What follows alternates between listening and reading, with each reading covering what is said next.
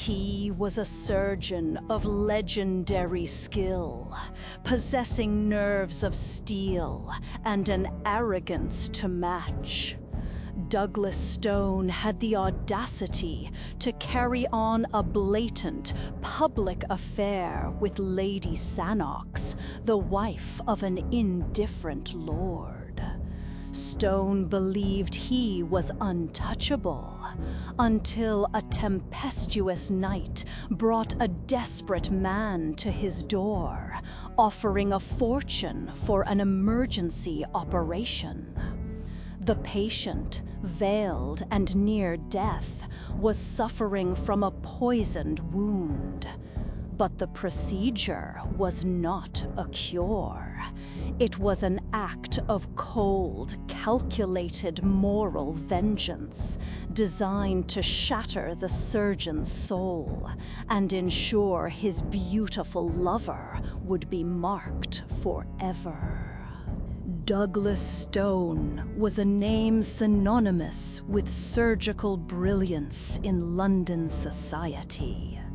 His reputation preceded him, a man of immense talent, unnerving self-control, and a professional arrogance that bordered on contempt for others.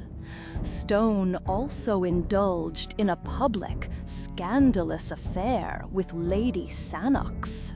Her husband, Lord Sannox, was widely viewed as a detached, almost apathetic figure in the face of his wife's infidelity.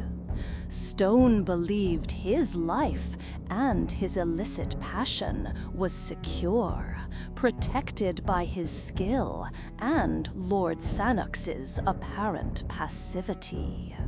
However, the reckoning arrived on a tempestuous night. A strange visitor, an antique dealer who identified himself as Hamil Ali, sought out Stone. The Turk was frantic, offering an exorbitant fee of £100 for Stone to immediately treat his wife. She had, Hamil Ali claimed, accidentally cut her lower lip on an oriental dagger treated with a rare, swift-acting poison. The poison, Ali insisted, would cause deep sleep and death within 30 hours. The only cure was the immediate excision of the wound. Ali's desperation came with a peculiar demand. Stone was explicitly instructed not to use anesthesia, as the patient was already in a state of deep sleep. Stone, though skeptical of the odd circumstances and the foreign visitor's urgency, could not ignore the money or the professional challenge. Stone was led through the dark, rainy streets to a sordid, dilapidated house in a poor quarter. Inside, he was ushered into a dimly lit room. The patient, Hamil Ali's wife, lay on a makeshift bed, dressed in flowing Turkish fashion and completely veiled. The air was thick with tension and the smell of cheap incense. Stone quickly examined the woman. He noted a subtle yet crucial detail through the veil: the patient's eyes.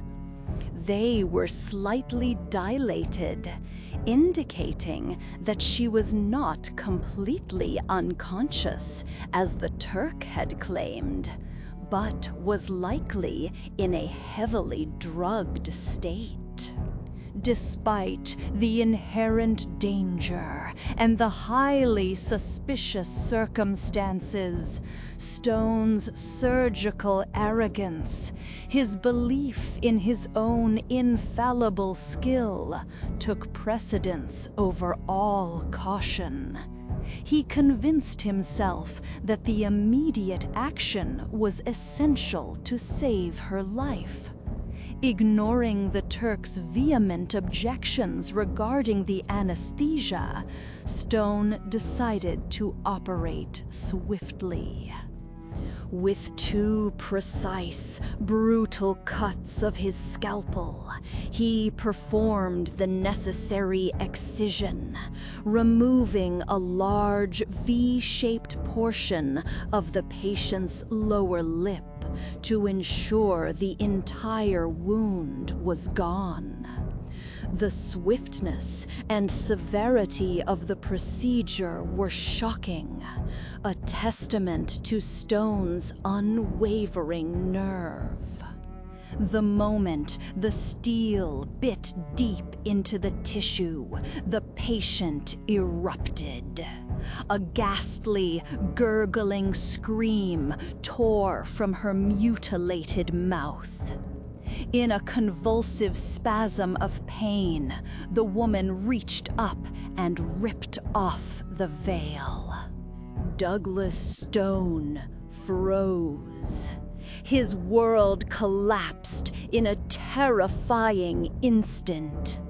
The face, now bleeding and hideously disfigured by his own hand, was the face of Lady Sannox.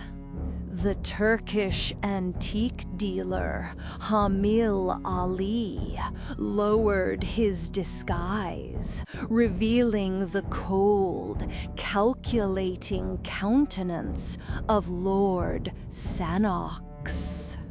The Lord's voice was calm, utterly devoid of emotion, yet ringing with finality. He revealed the horrific truth. The wound was caused by his signet ring, not poison, and the entire emergency operation was a meticulously planned act of moral vengeance, a profound disfigurement designed to punish Stone's arrogance and mark his wife's infidelity for all time. The reality of his betrayal and the irreversible damage he himself inflicted on the woman he loved shattered Douglas Stone's steel nerves. The famed surgeon suffered an immediate nervous collapse, dissolving into a fit of uncontrolled, hysterical laughter that echoed through the sordid house. Lord Sannox, having achieved his purpose, simply departed for Venice, leaving Stone incapacitated by madness, and his beautiful wife scarred forever by the scalpel of the man she loved. Lord Sannox used his wife's infidelity and the surgeon's own hubris to commit an act of irreversible psychological and physical destruction. But the true horror is this: did Lord Sannox commit an act of justice against a man who flaunted his moral ruin? Or was he a monster who used his wife as a mere instrument for his own terrifying revenge? And for Douglas Stone, was the terror of his collapse simply the realization of his guilt? Or was it the overwhelming shock of realizing that his celebrated surgical skill was the very weapon used by his rival to enact a sentence worse than death? Leave your verdict on Lord Sannox's vengeance below. Don't forget to like and subscribe to Shadow Tales Illustrated for more dark chronicles from the edge of reality.